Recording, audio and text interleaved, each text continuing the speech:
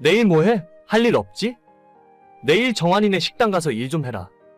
또? 왜 자꾸 나를 불러? 그냥 사람 하나 더 뽑으라고 해요. 나도 할 일 있는 사람인데 주말마다 와서 식당 일 도우라고 하네. 걔네 요즘 장사 안 된다고 힘들다는데 사람 새로 뽑을 돈이 어디 있어? 그럼 나는? 나는 공짜 인력이라서 맨날 불러다 일 시키는 거야? 일 끝나면 삼겹살이라도 좀 챙겨달라고 할 테니까 저녁에 와서 그거 구워 먹으면 될 거 아니야? 아, 싫어. 주말마다 맨날 이게 뭐 하는 짓이야? 지난달에는 당신 여동생 집들이 가서 일해주고 가끔은 내가 이 집안에 하인으로 들어왔나 싶다니까. 그럼 너가 내 동생 챙겨야지 누가 챙겨주냐? 자꾸 싫다 안 된다는 소리만 하지 말고 좀 웃으면서 해. 시부모 없는 집안이라서 시집살이 없을 거라 하더니만 시어머니보다 무서운 시동생들이 둘이나 있네. 그래, 부모 없이 커서 내가 동생한테 아버지 노릇하면서 살았잖아. 나랑 결혼했으면 당신이 어머니 노릇하면서 살아야지. 어차피 해야 하는 거 그냥 좀 웃으면서 해. 아니, 내가 집에서 살림하는 사람도 아니고 평일엔 회사 다니고 주말에는 당신 동생들 뒤치다꺼리 하면서 살아야 하냐고. 남들도 다 그러고 살아. 너만 특별하게 사는 줄 아냐? 나는 동생들 공부시키고 뒷바라지 하느라 대학 문턱도 못 밟아봤어. 너는 부모 다 있는 좋은 집에서 태어나서 편하게 살았으면서 이제 와서 내가 하던 거 반만 하라는 건데 뭐가 그렇게 힘들다고 난리야? 당신이야 당신 동생이니까 그렇지. 나는 내 동생도 아니잖아. 처음에는 가족들끼리 좋은 게 좋은 거라는 생각으로 당신 동생들 도와주고 그랬었는데 이젠 다들 내가 공짜로 일해주는 걸 당연하게 생각하는 것 같아. 그럼 식구들 일 도와주는데 돈이라도 달라는 거야?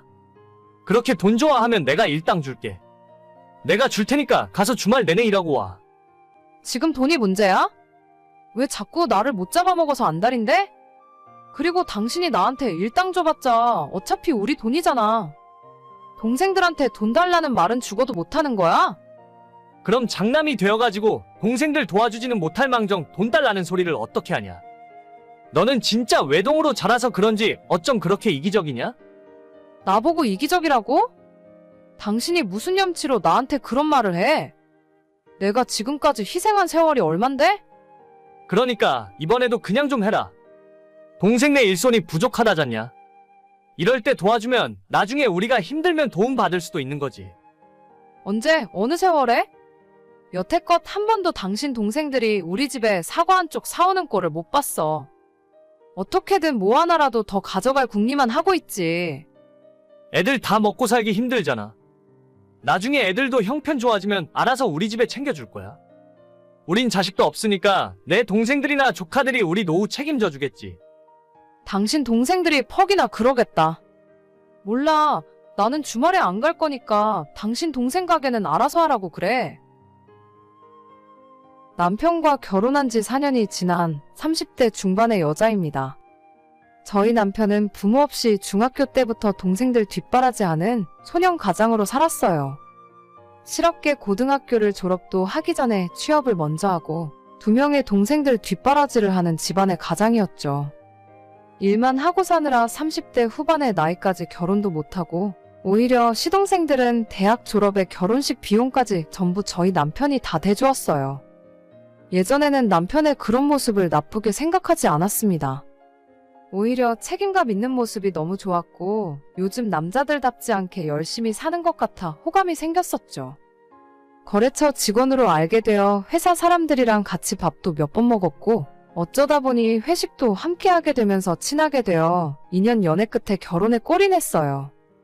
남편이 자기 동생들 결혼할 때 신혼집까지는 아니더라도 최소 혼수 비용에 신혼여행 경비 정도는 대줬다고 들었는데 정작 저희 결혼할 때는 먼저 시집 장가간 동생들이 아무것도 해준 것이 없었어요.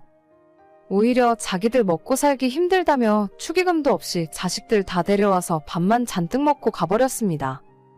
조금 황당했지만 거기까진 이해할 수 있었어요. 그렇게 남편이 동생들을 도왔지만 뭐가 잘 안 풀렸는지 3형제 중에 저희 집 형편이 가장 나은 편입니다. 막내 여동생도 아이 둘 키우며 생활비에 허덕이며 살고 둘째 동생은 자영업을 하고 있는데 적자에 시달리면서 직원 월급 줄 돈도 없는 것 같더라고요. 형편 안 좋은 건 알겠지만 동생들 힘든 일 생길 때마다 남편은 동생들 일이라면 뭐든지 물심양면으로 도와주려 하는 겁니다. 처음엔 하도 돈을 빌려줘서 속 터질 뻔했는데 이제는 아예 저보고 동생들 집에 가서 공짜로 일해주고 몸으로 때우라는 소리까지 하더군요. 어디야? 너 정환이네 식당 가려고 나간 거 아니야? 무슨 소리야? 나 친구들 만나러 왔는데. 나 안 간다고 분명히 말했잖아. 진짜 안 가면 어떡해? 걔네 오늘 점심도 바쁘고 저녁에 단체 예약까지 있는데 지금이라도 빨리 가. 가게 바쁘다고 내가 이야기했는데 너 진짜 왜 그러냐? 안 간다고. 그렇게 당신 동생 안쓰럽고 도와주고 싶으면 본인이 직접 가. 직접 가서 설거지도 해주고 접시도 날라주면 될 거 아니야? 이제 더 이상 동생들 뒤치다꺼리 나한테 시키지 마. 너 왜 이렇게 심성이 꼬였니? 외동인 거 티내? 식구들끼리 서로 힘들 때 돕고 사는 거 아니야? 응, 아니야. 자기 앞가림이나 똑바로 하면서 사는 것도 힘든 세상이야. 당신 동생들 능력 없어서 먹고 살기 힘든 걸 왜 그걸 우리가 다 책임져 줘야 해? 당신도 이제 정신 차려? 동생들은 절대 우리 인생 책임 안 져준다니까? 정신은 너가 차려야지. 나는 절대 그렇게 못 살아. 지금 당장 정환이네 식당으로 안 갈 거면 오늘 집에 들어오지도 마. 집에 들어오지 말라고? 집에 들어오지 말라고 하면 누가 무서워할 줄 알아? 진짜 웃기는 인간이네. 내가 너희 집안 식구들 허드렛 일 안 하면 집에 들어갈 자격도 없는 인간이야? 넌 우리 가족 아니라는 소리잖아. 그럼 집에 올 필요도 없지. 알겠어. 더럽고 치사해서 안 가. 근데 그 집을 당신이 혼자 샀어? 내 돈도 절반 들어가 있는 거 아니야? 근데 왜 내가 집을 나가야 돼? 그럼 지금 너가 잘했다는 거야? 잘하고 못하고를 떠나서 그 집이 당신 집이냐고? 아, 됐어. 더러워서 오늘부터 안 들어갈 테니까. 집을 팔던 대출을 받던 내 돈 2억 다시 내놔. 그 돈만 받으면 그 집에 오라고 해도 안 가. 너 진짜 1억이야? 나랑 끝까지 한번 해보겠다고? 못할 게 뭐가 있어? 당신은 앞으로도 평생 동생들이나 챙기면서 살아.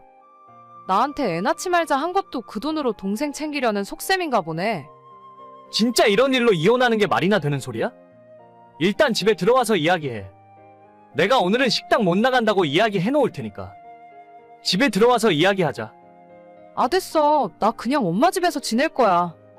빨리 돈이나 만들어. 돈 받고 그냥 다 끝낼 테니까 잔말 말고 입금이나 해. 너 진짜 1억이야?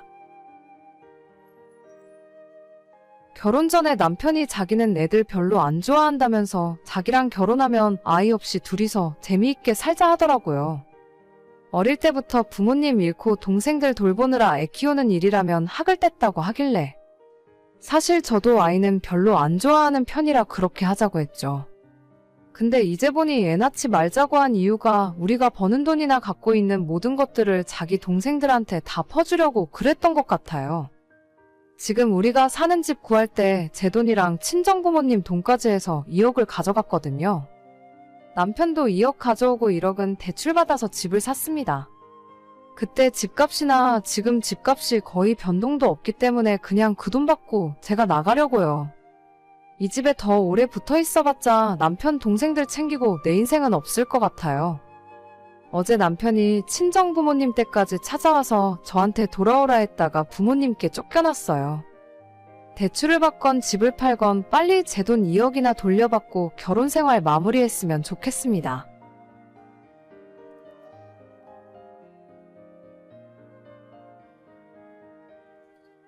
이영재 씨 와이프 되시는 분이시죠?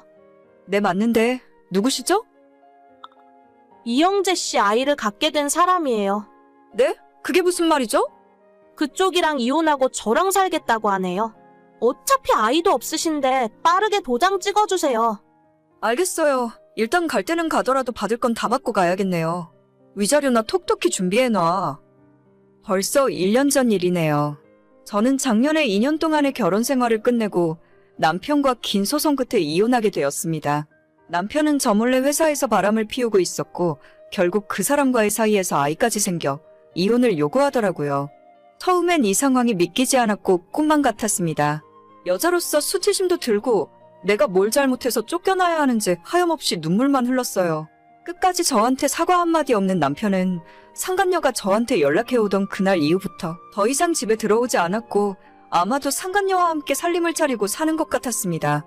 시댁은 애초에 자기 아들 말이라면 껌뻑 죽는 분들인데다 아이 문제 때문에 한참 마찰을 겪던 시기였기 때문에 상간녀가 아이까지 생긴 이상 저는 완전 찬밥 신세였죠. 처음에는 창피해서 친정의 말도 제대로 못했는데 일주일 가까이 지나서 어렵사리 친정엄마에게 이야기를 꺼냈더니 너 지금 거기서 뭐하고 있냐고 당장 정리하고 들어오라고 하셔서 바로 이혼 절차를 진행하게 되었습니다. 대놓고 저를 기만하고 바람을 핀 것도 모자라 상간녀와 애까지 생긴 이 마당에 제가 곱게 도장 찍고 나가줄 이유는 전혀 없었고 남편과 겨우 2년 살았지만 재산분할과 양쪽 바람 피운 두 놈들에게 위자료까지 톡톡히 청구했어요. 야, 너 끝까지 이럴 거야?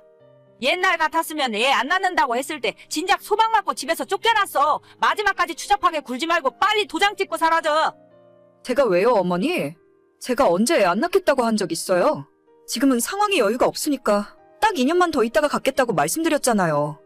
그게 어디 네 마음대로 되는 일이니? 2년 후면 너도 나이가 34인데 그때 가서 애를 낳을 수 있을지 없을지 네가 어떻게 장담해? 됐으니까 어디 너 하고 싶은 대로 해봐. 네가 달라는 그 돈 받을 수 있나 어디 두고 보자. 하지만 심호의 바램과는 달리 법은 당연히 제 편이었고 저와 저희 쪽 변호사가 요구했던 금액대로 다 보상을 받고 나올 수 있었어요. 남편의 상간녀는 27살에 사회생활 시작한 지 얼마 안 된 상황이었기 때문에 제가 달라고 했던 위자료 3천만 원을 준비하기 힘들었을 거예요. 나중에 듣기로는 전부 시댁에서 내줬다고 하던데 그만큼 손주가 급하긴 급한 모양이었나 봅니다. 이혼한 마당이지만 전 남편 이야기를 하자면 아는 지인의 소개로 만났고 180이 훌쩍 넘는 훤칠한 키에 30대 중반이라곤 보이지 않을 정도로 깔끔한 동안의 얼굴이에요. 성격도 조용하고 술, 담배도 즐기지 않아서 남편으론 딱이다 생각해서 결혼까지 하게 됐었죠. 하지만 결혼하고 나니 남편의 성격이 완전 마마보이인데다가 시어머니의 괴팍한 성격은 정말이지 숨도 못 쉬게 저를 괴롭히고 압박을 하더라고요. 시모는 완전 생각 자체가 옛날 분이라서 며느리는 이 집안의 종이라고 생각하시는 분이고 시어머니 말씀은 하늘이고 저는 남편과 시댁에 납작 엎드려야 하는 사람이라고 하셨습니다. 그런 집안에서 유일한 아들로 온 식구들의 관심을 독차지하면서 자랐던 남편은 모든 주변 사람들이 자기한테 잘해주는 것을 당연하게 여기고 고마워할 줄도 모르는 사람이었죠. 결혼 생활 자체가 너무 힘들어서 포기하고 싶었지만 남편을 사랑하는 마음 하나로 2년이나 버티고 살았습니다. 참고로 그 와중에 6개월 정도는 시어머니가 교통사고를 당하셔서 허리랑 다리를 수술하시는 바람에 제가 그 병수발까지 다 들었어요. 물론 저는 전업주부도 아니었고 회사 다닐 거 다 다니면서 제 시간 쪼개서 시어머니 병원을 오가며 수발을 들었습니다.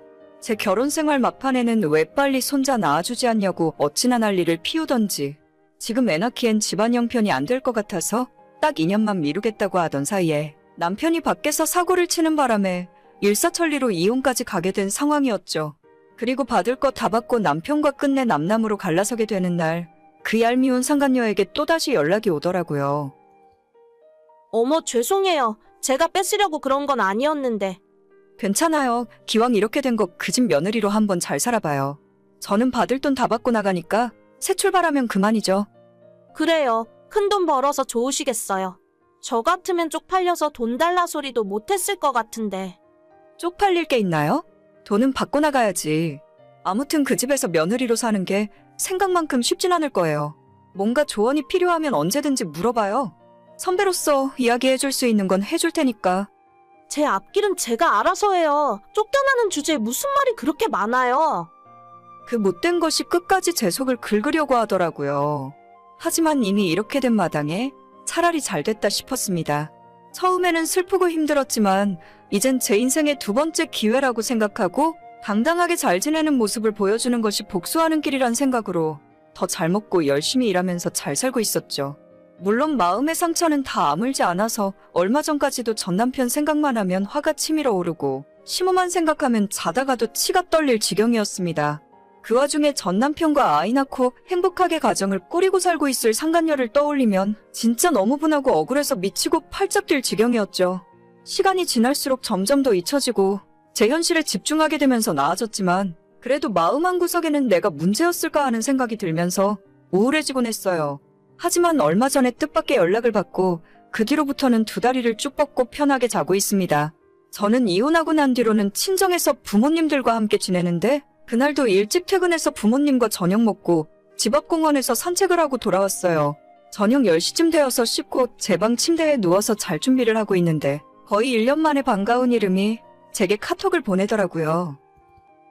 언니, 잠깐 저랑 이야기 좀 할 수 있어요? 무슨 일이에요? 우리가 이렇게 카톡 주고받을 사이는 아닌 것 같은데. 이런 사람이랑 살면서 어떻게 2년 동안 버티고 살았어요?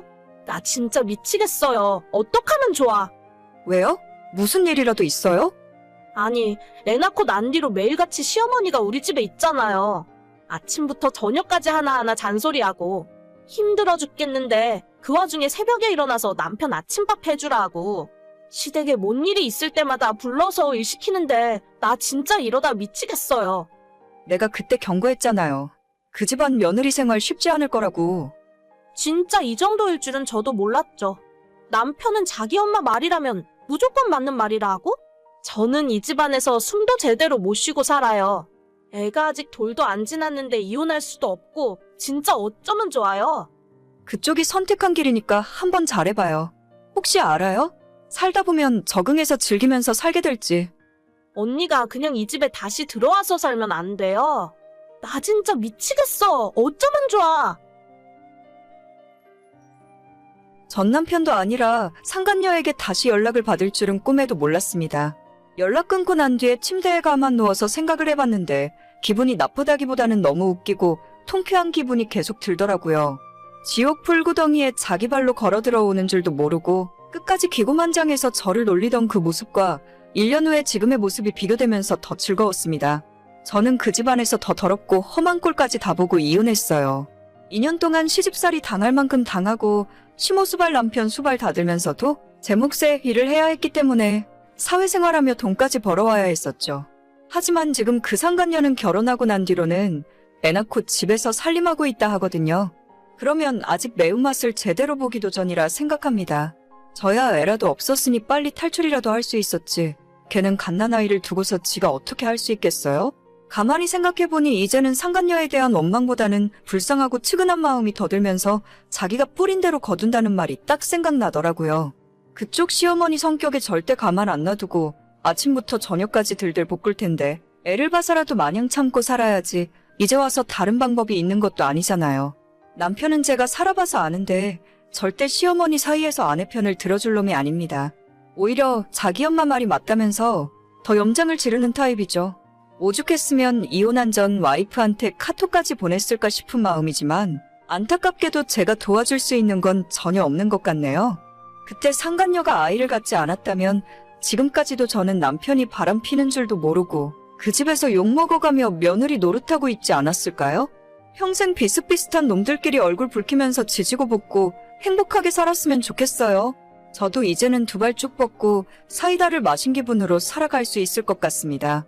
이젠 너무 고마운 마음뿐이고 선물처럼 얻게 된 두 번째 인생을 충실하게 살아야겠어요.